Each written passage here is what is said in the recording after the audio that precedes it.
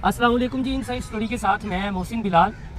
गैर फितरी मुगालतों और फ़िक्री बदयांती की अक्सर बात होती है।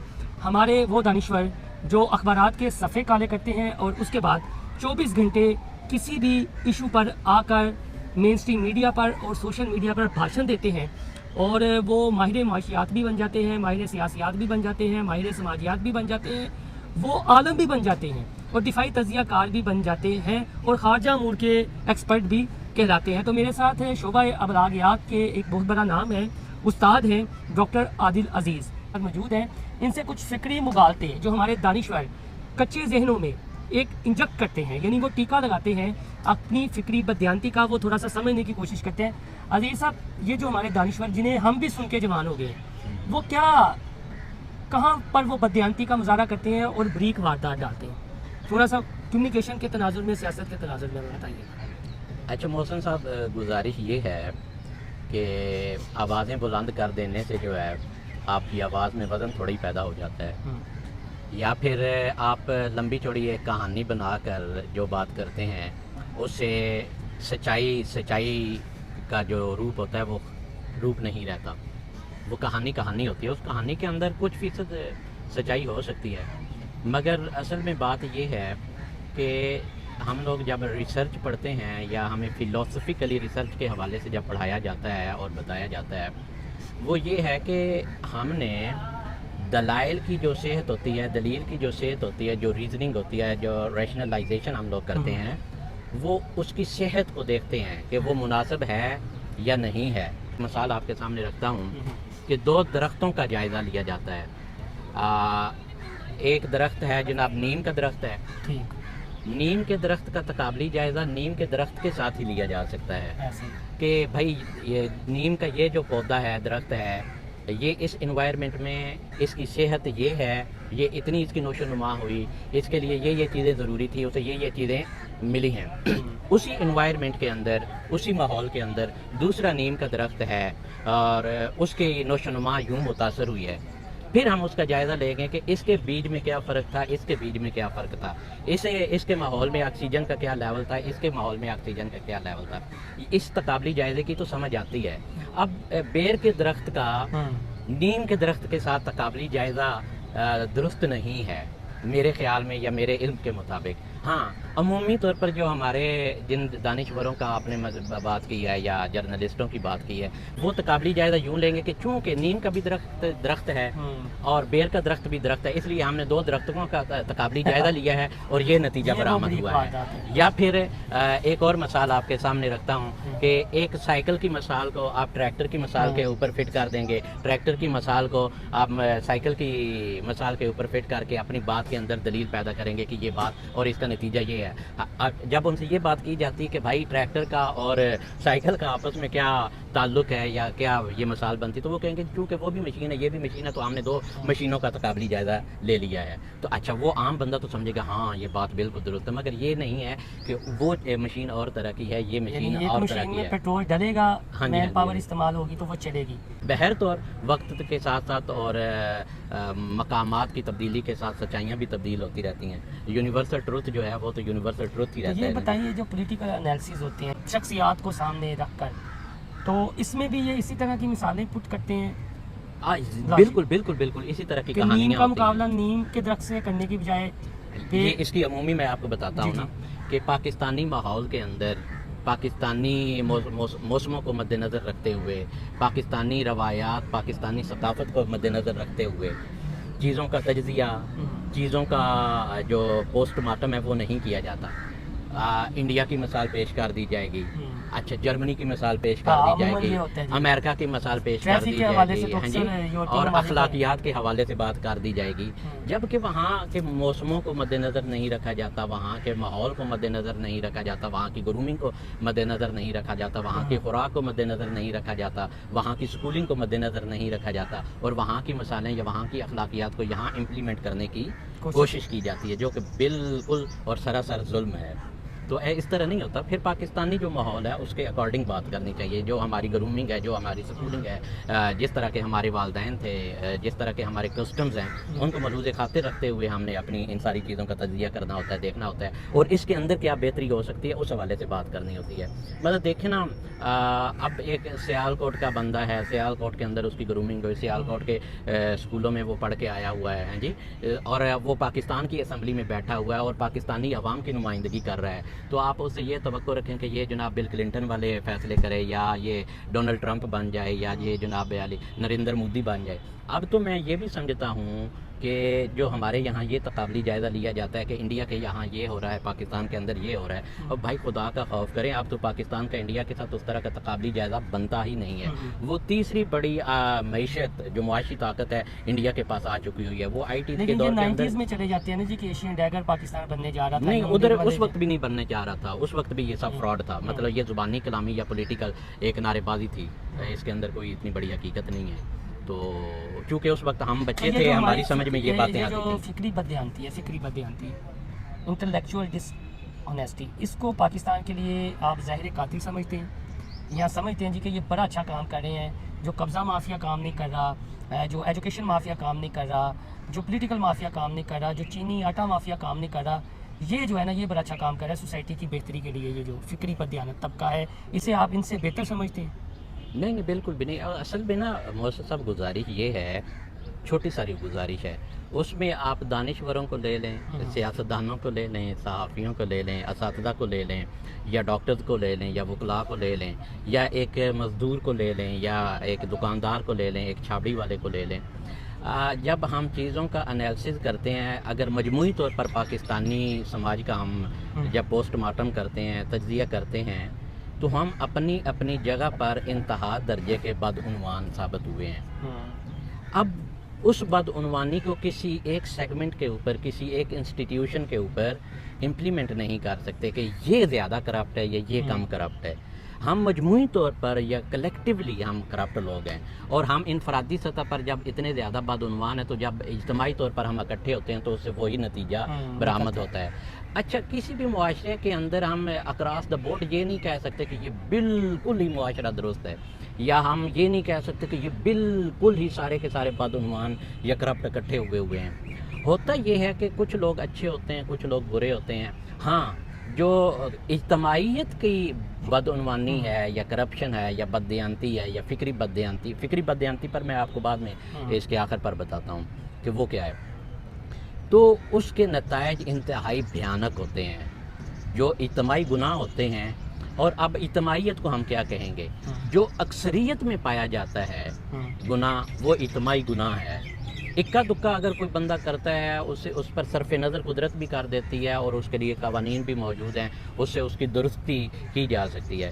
مگر جب اجتماعی ہم لوگ گناہ کرتے ہیں تو نہ قدرت اس پر رحم کرتی ہے, نہ کوئی اور سماج کرتا ہے. اس کی حقیقی جو, اگر ہم کھلی آنکھ کے ساتھ, بصیرت کے ساتھ دیکھیں آج جن حالات کے اندر ہم گزر رہے ہیں مجموعی طور پر پاکستان کے اندر, یہ ہمارے ان گناہوں کا نتیجہ ہے. اس میں ایک آپ انتہائی مطلب ہے کہ گروم ویل آف جو لوگ ہیں, جو الیٹ کلاس ہے, وہ بھی رو رہے ہیں. کھانے معاشی طور پر جن لوگوں کی میں بات کر رہا ہوں وہ بھی رو رہے ہیں. ایک مزدور کے ساتھ آپ گفتگو کریں تو وہ بھی اپنے وہ معاشی حالات کو رو رہا ہے. اچھا, سیاسی جبر جو ہے وہ بھی رو رہے ہیں, سیاسی جبر کے تحت یہ بھی رو رہے ہیں. اگر آپ کسی انسٹیٹیوشن کی بات کریں, کوئی بھی انسٹیٹیوشن ہے, جیسے ہیلتھ کا ہے, جیسے تعلیم کا ہے, جیسے پولیٹیکل انسٹیٹیوشنز ہیں, تو وہ ان کے ساتھ آپ بات کر لیں, وہ بھی آپ کو روتے ہوئے نظر آئیں گے.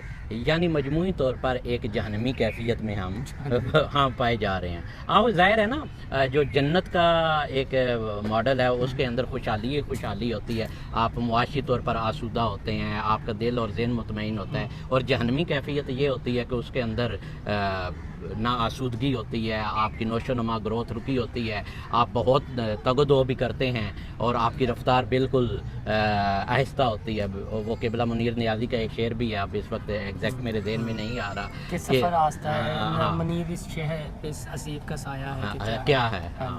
تو گزارش یہ, جو آپ نے فکری بددیانتی والا سوال اٹھایا تھا نا, اب کسی بھی معاشرے کے اندر جو دانشور ہوتے ہیں، جو ادیب ہوتے ہیں، جو مفکر ہوتے ہیں، جو لکھاری ہوتے ہیں، وہ اس معاشرے کا، اس سماج کا، اس سوسائٹی کی کریم ہوتی ہے.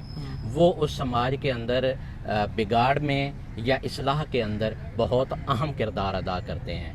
تو جب وہی بیمار زدہ ذہن ہوگا اور وہی بدعنوان ہوگا تو اس پر قدرت بھی رحم نہیں کرتی. تو ہمارے یہاں عمومی یہ جو فکری بددیانتی ہے، یہ اس کے نتائج ہم بھگت رہے ہیں ہر شعبہ زندگی کے اندر. بیمار ذہن. اچھا، ایک تو اس کے اندر محسن صاحب یہ ہے نا کہ آپ بیمار ہیں اور آپ کو اپنی بیماری کا ادراک ہے کہ آپ مانتے ہیں کہ ہاں یار میں بیمار ہوں، مجھے علاج کی ضرورت ہے. جب آپ بیمار ہوں اور بیمار ہونے کے بعد آپ کو ادراک بھی نہ ہو کہ میں بیمار ہوں تو پھر علاج سننے والے بیمار ہیں میں جی تو وہ پھر کہاں کیسے کا کیسا علاج ہوگا. یہ بہت طویل موضوع ہے، ہم آپ سے رائے دیتے رہیں گے. لاسٹ میں مختصر سا، یہ جو ہمارے یہاں پر لیفٹ ونگ ہے اور رائٹ ونگ ہے، ایک لیفٹ ونگ کے دانشور، ایک رائٹ ونگ کے دانشور، اب ایک تیسری کلاس میں، یہ منجن ہے یا کیا ہے؟ یہ دکانداری ہے. یہ دونوں طرف دکانداری ہے. نظریات اپنی جگہ پر بڑے خوبصورت ہیں. لیفٹ اور رائٹ کے کسی بھی معاشرے کے اندر جو نظریات ہیں، جو پرنسپل ہیں، جو اصول ہیں، جو قوانین ہیں، ان کی ہم پرکھ تو اس طرح کر سکتے ہیں، تحقیق تو کر سکتے ہیں دلائل کی بنیاد پر، جو شروع میں نے بات کی کہ کس حد تک کتنا درست ہے یا وہ معاشرے کے لیے کتنا مفید ہو سکتا ہے، فائدہ مند ہو سکتا ہے. مگر ہمارے معاشرے کے اندر، ہمارے سماج کے اندر دونوں ہی دکانیں بن چکی ہیں اور دونوں ہی دکانداری کے لیے استعمال ہو رہے ہیں، خواہ وہ لیفٹ والے ہیں خواہ رائٹ والے ہیں. تو جب آپ اپنے نظریات کو، اپنے اصول و ضوابط کو دکانداری کے لیے استعمال کرنا شروع کر دیتے ہیں تو اس کے نتائج ہمارے سامنے ہیں. پاکستان کو اگر آگے بڑھنا ہے تو جہاں مختلف شعبہ زندگی میں کرپٹ عناصر کی مذمت کرنا ہوگی، وہیں پر فکری بددیانت بیمار ذہن چہروں سے بھی چھٹکارا دلانا ہوگا اس قوم کو. اب سوال یہ پیدا ہوتا ہے محسن صاحب، اس سوال کے بطن سے ایک اور سوال پیدا ہوتا ہے کہ یہ ہوگا پھر کیسے، کہاں سے؟ یہ اس قدر الجھی ہوئی ڈور ہے، اس کو مفکر اور دانشور اور ادیب بھی سلجھا سکتے ہیں، اور یہ انہی کی بگاڑی ہوئی ڈور ہے. یہ الجھاؤ انہی نے ڈالا ہوا ہے ان مسائل کے اندر. تو اگر وہ چاہیں تو کر سکتے ہیں، مگر اس کے لیے شرط یہ ہے کہ پہلے خود آپ کو زیرو پوائنٹ پر آ کر کھڑا ہونا ہوگا کہ آیا میں کون ہوں، میں کیا چاہتا ہوں. مجھے نیک نیتی کے ساتھ خود سے مطالعہ کرنا ہوگا، دیکھنا ہوگا، چیزوں کا جائزہ لینا ہوگا، پھر بتانا ہوگا. اگر فار ایگزامپل جس طرح آپ نے یہ میرے ساتھ گفتگو شروع کر دی اور میں چاہ بھی رہا تھا کہ آپ میرے ساتھ اس طرح کی گفتگو بالکل نہ کریں، تو میں گزارش یہ کر رہا تھا، آپ یہ کہہ لیں کہ لوہے پر ہلکی سی. اب یہ بھی ایک دکانداری کا دیکھنا. اگر تو یہ میں اپنی جو سوچ ہے، اپنی فکر جو ہے، اپنی جو آپ مجھ سے سوالات پوچھ رہے ہیں، اگر یہ بھی دکانداری میں چلی جائے گی، یہ کمیونیکیشن دکانداری میں چلی جائے گی تو اس کے اندر سے بھی برکت اٹھا لی جائے گی. میری تو یہ بلیونگ ہے. اس لیے میں نے تو نام ہی نہیں لیا کسی تو اس لیے میں نے تو آپ کو اس جانب ابھی لے کر ہی نہیں گیا جو آپ کے اندر کا لاوا ہے کہ نام لے کر نہیں میں نے اس لیے نام نہیں لیے. میں نے مجبوری طور پر ایک ویسے بات کی ہے آپ سے. آپ کا بہت شکریہ. ایک اور مزے کی بات سن لیں محسن صاحب، یہ اس قدر بے برکتی والا ماحول پیدا ہو گیا ہے کہ میں کوئی بات لکھتا ہوں یا کوئی بات کرتا ہوں تو پھر میں اس کیلکولیشن میں پڑ جاتا ہوں کتنے لائک آ گئے ہیں، کتنے ڈس لائک آ گئے ہیں، کتنے کمنٹ آ گئے ہیں، کتنے نہیں آئے. اور جب ہم اس چکر میں پڑ جاتے ہیں تو وہ تو بیچاری جو کمیونیکیشن کی جا رہی ہے، جو ابلاغ کیا جا رہا ہے، تو اس کے اندر سے برکت ہی اٹھ جائے گی. کیونکہ میں کسی لالچ کے تحت اور کسی مفاد کے تحت کرنے لگا. مجھے یہ بتائیں، جس طرح ریئل اسٹیٹ مافیا ہے، دیگر مافیاز ہیں، کہا جاتا ہے کہ یہ ریٹائرڈ بیوروکریٹوں کو خرید لیتے ہیں، خریدنے میں ہم ملازم رکھ لیتے ہیں، جرنیلس کو رکھ لیتے ہیں، ریٹائرڈ جنرلس کو ججز کو اپنے قانونی ٹیم میں شامل کر لیتے ہیں مشاورت کے لیے.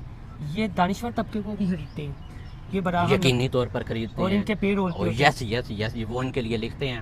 اب مجھے یاد پڑتا ہے کہ حالانکہ میں کوئی یقین جان لے میں کوئی دانشور نہیں ہوں، کوئی ادیب نہیں ہوں، میں ایک طالب علم ہوں اور طالب علم کی حیثیت سے یہاں بیٹھا ہوا ہوں.